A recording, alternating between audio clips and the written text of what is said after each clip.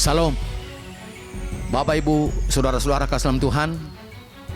2 minggu ini kita akan belajar tentang karunia-karunia Roh Kudus yang 9.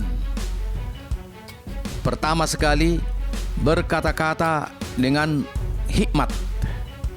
Yang kedua, berkata-kata dengan pengetahuan, sama dengan marifat atau mimpi. Yang ketiga,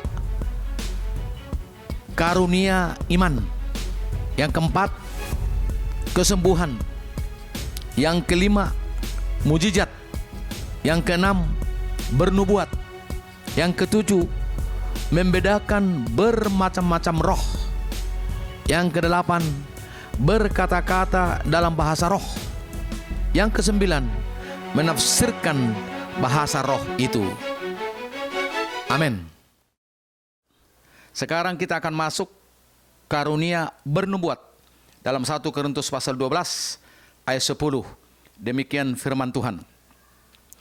Kepada yang seorang roh memberikan kuasa untuk mengadakan mujizat, dan kepada yang lain ia memberikan karunia untuk bernubuat, dan kepada yang lain lagi ia memberikan karunia untuk membedakan bermacam-macam roh. Kepada yang seorang ia memberikan karunia untuk berkata-kata dengan bahasa roh, dan kepada yang lain ia memberikan karunia untuk menafsirkan bahasa roh itu. Mari kita berdoa. Terima kasih Bapa kami di surga, kesempatan yang singkat ini, biar Roh Kudus bekerja, berkata-kata melalui hamba-Mu, sehingga kami dapat mengerti firman Allah dan dapat melakukan firman-Mu. Kami siap membuka hati kami untuk menerima firman-Mu. Berfirmanlah Engkau lewat hamba-Mu. Haleluya. Amin. Saudaraku kasih dalam Tuhan, karunia bernubuat ini di akhir zaman sangat penting.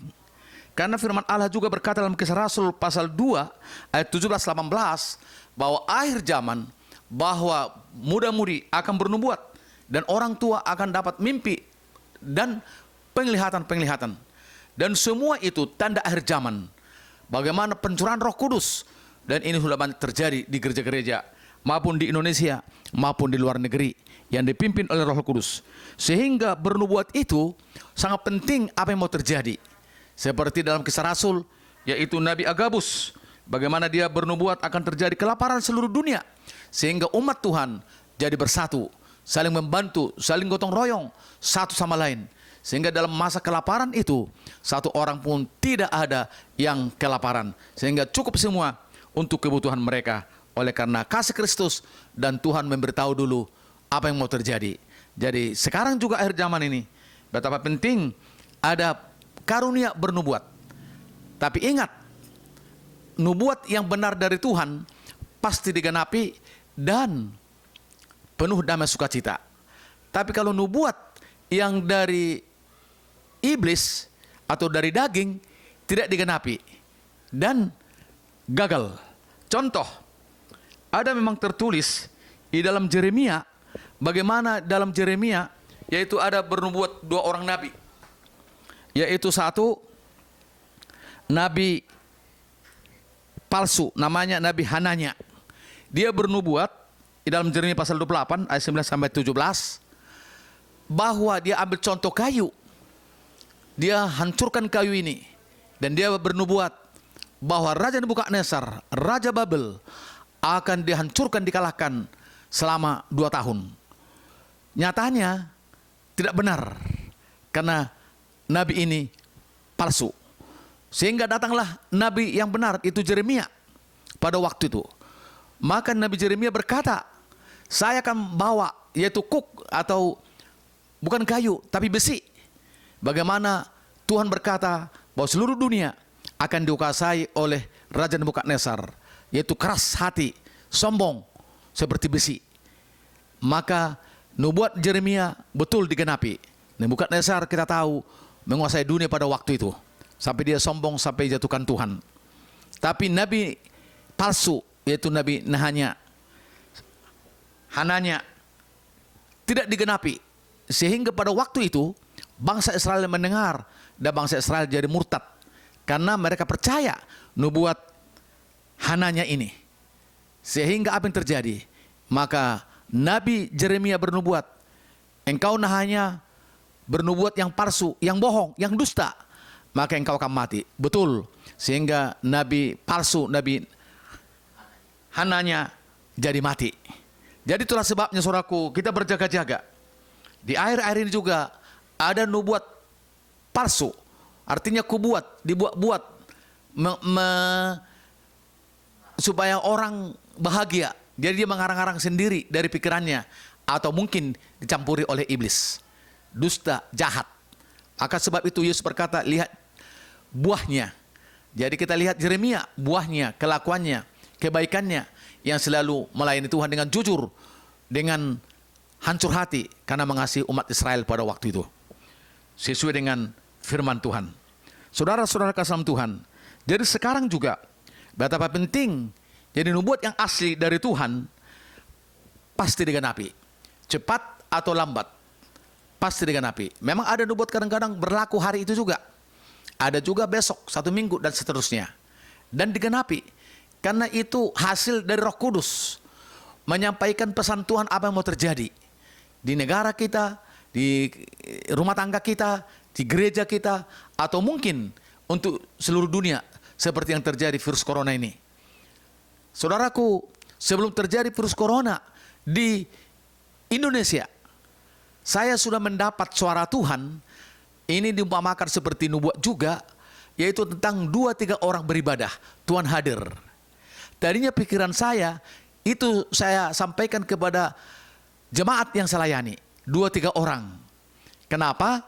Karena suara Tuhan pada waktu itu, kalau hari Minggu, jemaat lebih menghargai, lebih banyak datang. Diberikan waktunya datang. Tapi kalau hari Kamis kebaktian keluarga, kadang-kadang memang hanya 2-3 orang. Mereka yang ada waktu pun tidak datang. Jadi seolah-olah mereka anggap enteng 2-3 orang itu. Maka Tuhan menegur melalui suara Tuhan yang saya terima dan saya sampaikan. Tidak lama saya sampaikan suara Tuhan waktu 2 malam hari Selasa, maka terjadilah corona di Indonesia. Saudara-saudara kasih dalam Tuhan, betapa penting memang kita bernubuat dipakai Tuhan. Maka hati kita harus jujur, pengakuan dosa, dan betul-betul dipimpin Roh Kudus, sehingga apa yang kita sampaikan itu sebelum terjadi, maka Tuhan memberitahu dulu apa yang mau terjadi.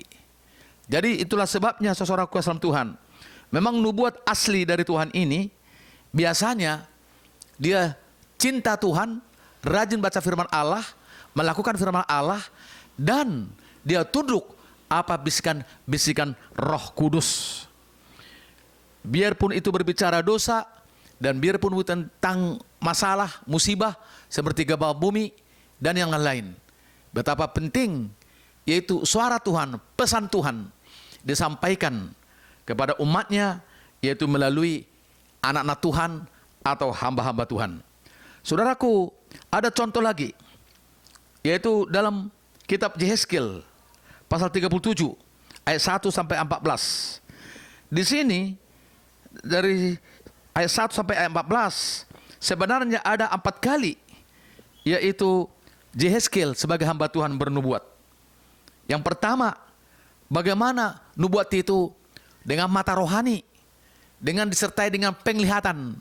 Dia melihat, dia mendengar suara Tuhan, dan dia menyampaikan suara Tuhan, pesan Tuhan, bahwa bangsa Israel waktu itu seperti tulang-tulang yang tidak punya daging, yang tidak punya urat, tulang-tulang yang berrarakan, bertaburan di mana-mana.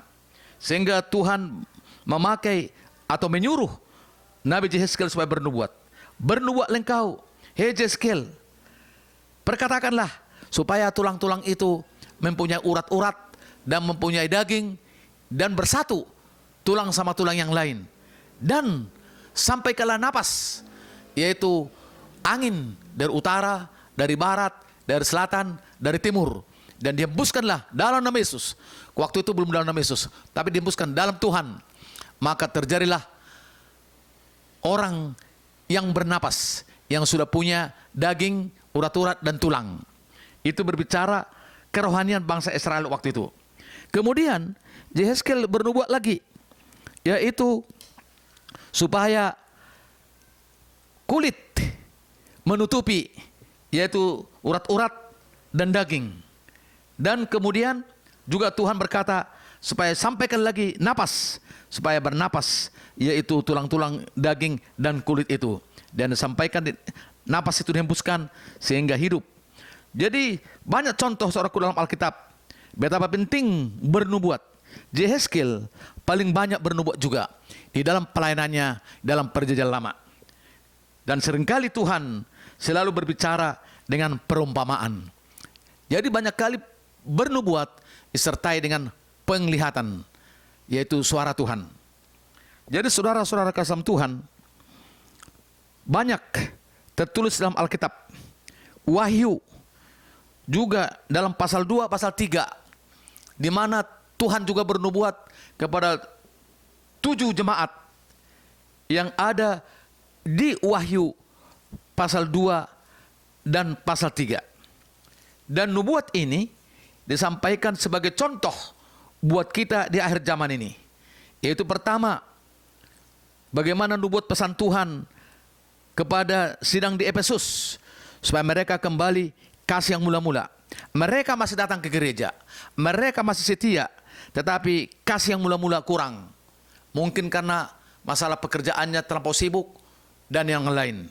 Sehingga kasih yang mula-mula harus, kalau tidak kembali kasih yang mula-mula, kakidian artinya keselamatan dipindahkan sama orang lain atau jemaat yang lain. Kedua, Tuhan juga bernubuat kepada sidang Smyrna. Smyrna ini merasa minder, merasa tidak ada kuasa, malah ada kuasa Tuhan. Maka Tuhan menyuruh dia supaya setia, yaitu menderita apapun dia derita, karena Tuhan sudah siapkan, yaitu mahkota kehidupan. Yang ketiga, yaitu Tuhan bernubuat juga melalui hamba-hambanya kepada sidang di Pergamus, supaya sidang Pergamus juga tetap ajaran yang benar. Jangan sampai ada ajaran Bileam. Kita tahu Bileam karena disogok, dikasih duit, sehingga dia menyampaikan firman Allah yang tidak benar. Bahkan dia mau mengutuk bangsa Israel sampai keledai binatang berbicara menasihati Bileam supaya jangan dia menyeleweng, menyampaikan nubuat yang tidak benar karena disuap. Itu yang ketiga. Yang keempat, yaitu nubuat suara Tuhan kepada sidang di Tiatira. Di Tiatira juga, di sini juga ada pengajaran yang tidak benar, yaitu perzinahan, kenajisan, sehingga Tuhan berkata harus bertobat. Kalau dia tidak bertobat, banyak sakit-sakitan, bahkan ya diuji terus dan tidak bisa, yaitu selamat. Itu yang kelima. Yang keempat ya, keempat. Yang kelima, sidang Sardis. Di Sardis pun ada juga pengajaran yang tidak benar. Pakaiannya kotor, artinya berbuat dosa. Harus mereka berpakaian yang kudus, yang putih. Harus ada pertobatan. Kalau tidak, mereka pun tidak selamat. Yang keenam, ada jemaat sidang di Philadelphia. Sidang Philadelphia, mereka tahu firman Allah sedikit, tapi mereka melakukan firman. Itulah sebabnya sidang Philadelphia ini salah satu sidang contoh yang dipimpin Roh Tuhan. Sampai di sini dibilang ada kunci Daud. Kalau sudah dibuka, tidak bisa ditutup. Kalau sudah ditutup, iblis tidak bisa membuka. Luar biasa sidang Philadelphia. Inilah yang Tuhan maksudkan buat kita di akhir zaman ini, yaitu firman Allah yang disertai dengan nubuat, artinya yang dipimpin urapan kuasa Roh Kudus. Jadi biarpun ada percobaan, ujian, tetapi dia tetap bertahan karena ada kuasa Roh Kudus yang lebih besar, yang luar biasa itu. Yang terakhir, yang ketujuh, yaitu sidang jemaat di Laodikia. Laodikia ini sidang jemaat yang merasa dirinya kaya menurut hal-hal lahiriah, menurut hal-hal jasmani, tapi sebenarnya dia miskin rohani.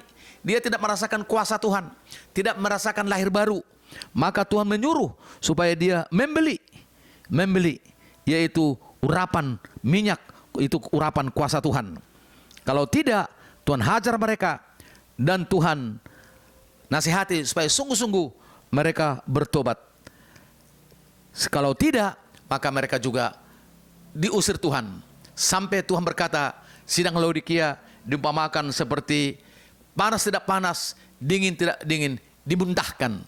Jadi kadang-kadang banyak orang Kristen pribadi tidak mengalami kuasa Tuhan, tidak mengalami damai sejahtera, tidak mengalami perubahan, tidak mengalami pertobatan, tidak mengalami berkat Tuhan. Kenapa? karena hatinya tidak dibuka untuk Tuhan. Jadi Tuhan sampai mengetuk pintu hatinya. Buka, aku mau ingin masuk. Itulah sebabnya kalau kita sudah dipanggil, dipilih oleh Yesus, mari kita merendahkan hati, membuka hati kita, sehingga kita izinkan Yesus masuk. Kita izinkan firman Allah dengan Roh Kudus masuk. Maka Dia akan bekerja dalam hidup kita. Maka kita akan berubah. Yang tadinya jahat, pembunuh, pencuri, suka bohong, berkelahi, dan itu semua berubah. Biarpun merah, kermisi dosa kita jadi putih salju. Karena darah Yesus memanggil orang berdosa. Asalkan kita datang mengakui dengan jujur dan rendah hati, maka dosa kita diampuni. Bahkan Tuhan turunkan Roh Kudus untuk menolong kita, memberkati kita, sehingga hidup kita menjadi berkat bagi orang lain. Bahkan jadi pelita di atas gunung, menjadi garam, dinikmati oleh orang lain. Tuhan memberkati. Amin.